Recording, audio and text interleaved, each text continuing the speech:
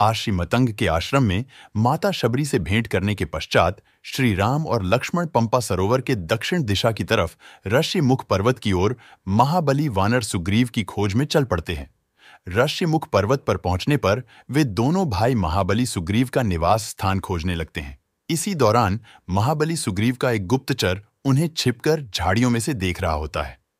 वह गुप्तचर वानर यह बात जाकर महाबली सुग्रीव को बताता है कि ऋषिमुख पर्वत की ओर दोनों व्यक्ति आ रहे हैं, जिनका बाणा किसी ऋषि या मुनियों के जैसा है, लेकिन उनके कंधे वीरों जैसे हैं और कंधों पर धनुष बाण भी है।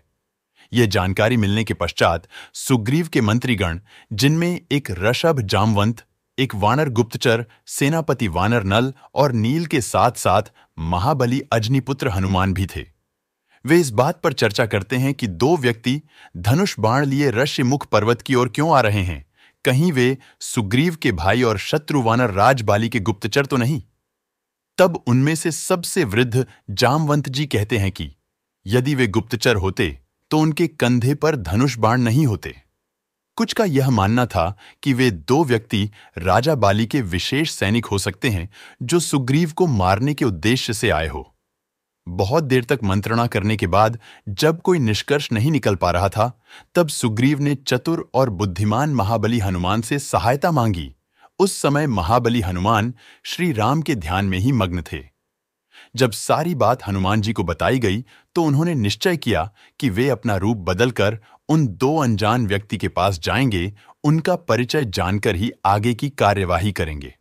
तब हनुमान जी ब्राह्मण पंडित का रूप धारण करके श्री राम और लक्ष्मण के पास जाते हैं। वहां जाकर हनुमान जी राम और लक्ष्मण के पूछते हैं कि आप कौन हैं और आपका परिचय क्या है। तब लक्ष्मण जी भी हनुमान जी से पूछते हैं कि हमें महाराज सुग्रीव के पास जाना है। तब हनुमान उनसे पूछेंगे, आपको सुग्रीव के पास क्यों जाना है? क्योंकि मैं उनका कुलपुरोहित हूं, आप मुझे बताइए। बहुत देर तक जब हनुमान जी और लक्ष्मण जी बहस कर रहे थे कि पहले वे एक दूसरे के सवालों का उत्तर दें। अतः अंत में लक्ष्मण जी बताते हैं कि हम अयोध्या के राजकुमार हैं, मेरा नाम लक्ष्मण है और ये में बड़े भाई श्री राम है। श्री राम का नाम सुनते ही हनुमान जी को अपने आराध्य श्री रामचंद्र ध्यान आते हैं, जिनकी वे वर्षों से भक्ति कर रहे हैं। वही श्री रामचंद्र उनके सामने खड़े हैं। श्री राम का परिचय पाकर हनुमान जी अपनी चपलता के लिए क्षमा मांगते हैं तथा भाव विभोर होकर अपना परिचय बताते हैं। हनुमान जी अपने वास्तविक रूप में आकर कहते हैं, हे राम, मैं आपका परम भक्त अंजनी पुत्र हनुमान हूं और राजा सुग्रीव के आदेश पर आपको अनजान मानकर आपका परिचय पाने के लिए यह ब्राह्मण का वेश बनाकर आया था। हनुमान जी अपने वास्तविक रूप में आकर कहते हैं, हे राम, मैं आपका परम भक्त अंजनी पुत्र हनुमान हूं और राजा सुग्रीव के आदेश पर आपको अनजान मानकर आपका परिचय पाने के लिए यह ब्राह्मण का वेश बनाकर आया था। तब बातों ही बातों में श्री राम और लक्ष्मण जी भी अपनी यात्रा का सारा वृत्तांत हनुमान जी को बताते हैं कि उनको माता शबरी ने भेजा था और वे दोनों सुग्रीव से मित्रता करने आए हैं। रावण द्वारा सीता हरण की बात सुनकर हनुमान जी सुग्रीव की आत्मकथा भी श्री राम लक्ष्मण को बताते हैं कि हमारे राजा सुग्रीव की पत्नी भी उनसे छिन चुकी है, अतः वह आपकी वेदना को समझ सकते हैं, जिसे आप दोनों एक दूसरे के लिए कल्याणकारी सिद्ध होंगे। तब हनुमान जी राम और लक्ष्मण को सुग्रीव के निवास स्थान पर चलने के लिए कहते हैं, लेकिन वहां का रास्ता काफी दुर्गम होने के कारण हनुमान जी विराट रूप बनाकर श्री राम लक्ष्मण को अपने कंधों पर बिठाकर हवा में उड़ते हुए सुग्रीव के पास ले जाते हैं। श्री राम लक्ष्मण के सुग्रीव से भेंट होने के पश्चात वे दोनों एक दूसरे की आत्मकथा बताते हैं तथा एक दूसरे की सहायता करने का वचन देते हैं। वहीं पर हनुमान जी लकड़ी द्वारा अग्नि प्रकट करके राम और सुग्रीव को मित्रता की शपथ लेने के लिए कहते हैं।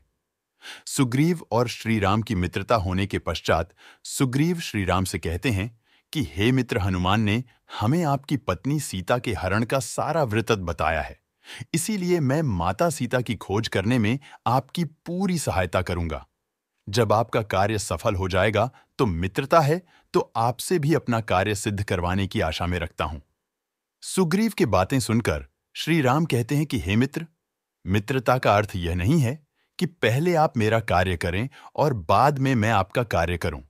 मैंने आपसे मित्रता की है, इसलिए मेरा पहला धर्म यही है कि मैं पहले आपकी समस्या तथा कष्टों का समाधान करूं।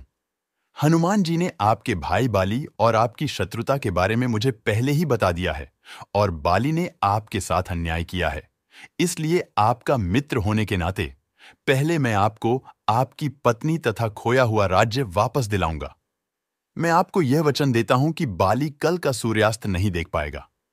और अंत में श्री राम कहते हैं कि मेरे रघुवंश के यहां परंपरा रही है कि प्राण जाए पर वचन ना जाए, इसलिए मैं अपने प्राण देकर भी अपने वचन को निभाऊंगा।